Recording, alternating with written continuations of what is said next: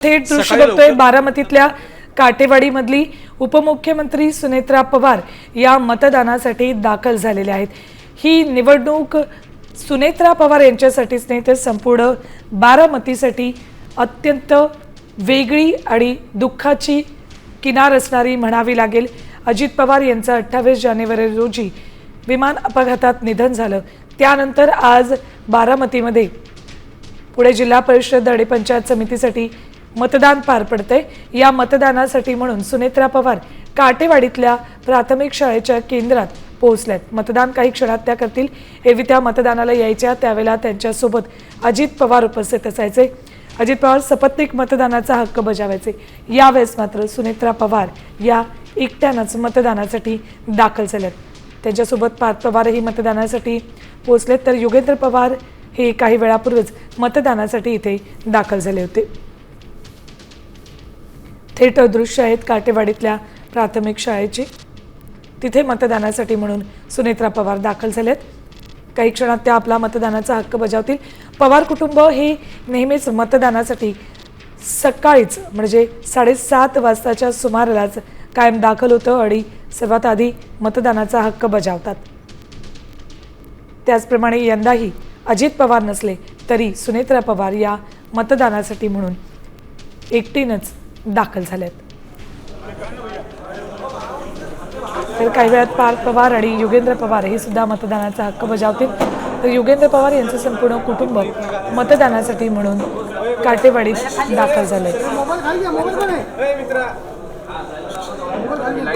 28 जानेवारीला अजित पवार यांच्या निधनानंतर बारामतीमधलं निवडणुकीचं चित्र पालटलेलं दिसलं।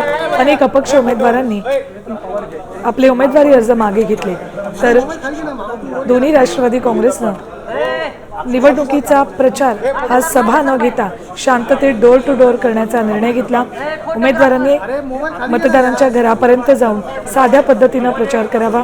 जे उमेदवार विजयी होतील त्यांनीही जल्लोष साजरा करू नये असंही आवाहन करण्यात आलेले आहे। एवढंच नाही तर अनेक पक्षांनी बारामतीमध्ये अजित पवार यांच्या निधनानंतर आपले उमेदवारी अर्ज मागे घेत राष्ट्रवादी काँग्रेस अजित पवार पक्षाला पाठिंबा देण्याचा निर्णय घेतला। सध्या ही थेट दृश्य सुनेत्रा पवार यांची मतदानासाठी त्या केंद्रात दाखल झाल्यात।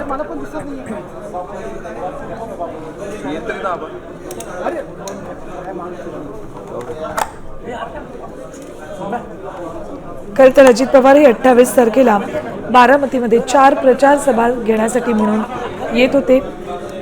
सकाळी 10 वाजता त्यांची प्रचार सभा होती। मात्र त्यापूर्वीच 8:45च्या सुमाराला त्यांचं अपघाती निधन झालं आणि प्रचार सभेतला प्रत्येक तरुण कार्यकर्ता हा दुःखाच्या छायेत गेला।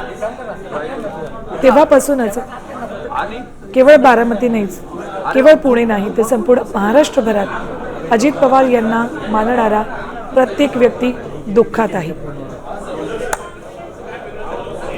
त्याच अजित पवारांच्या अनुपस्थित आता इथून पुढच्या सगळ्या निवडणुका पुणे जिल्ह्यात पार पडणार आहेत। मात्र त्यांच्या निधनानंतर अवघ्या 10 दिवसातच जिल्हा परिषद पंचायत समिती निवडणुका होत आहेत। त्यासाठी आज मतदान पार पडते। याआधी मतदानासाठी 5 फेब्रुवारी आणि मतमोजणीसाठी 7 फेब्रुवारी या 2 तारखा निश्चित केल्या होत्या राज्य निवडणूक आयोगानं। मात्र अजित पवार यांच्या निधनानंतर 2 दिवस ही निवडणूक पुढे ढकलली आणि निवडणुकीचा कार्यक्रम 7 फेब्रुवारीला मतदान आणि 9 फेब्रुवारीला मतमोजणी असा ठरवण्यात आला।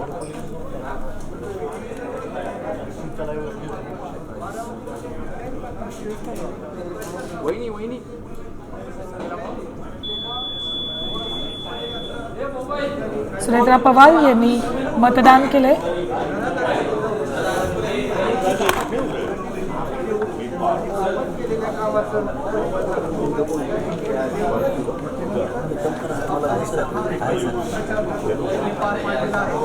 योगेंद्र पवारही मतदानासाठी दाखल झाले।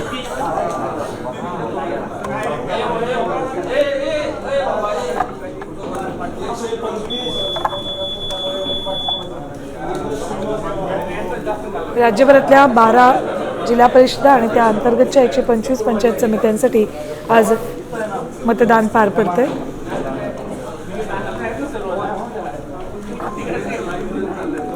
पार्थ पवारही मतदानासाठी दाखल झालेत. पार्थ पवार सुनेत्रा पवार यांना घेऊन मतदानासाठी काटेवाडीत पोहोचले.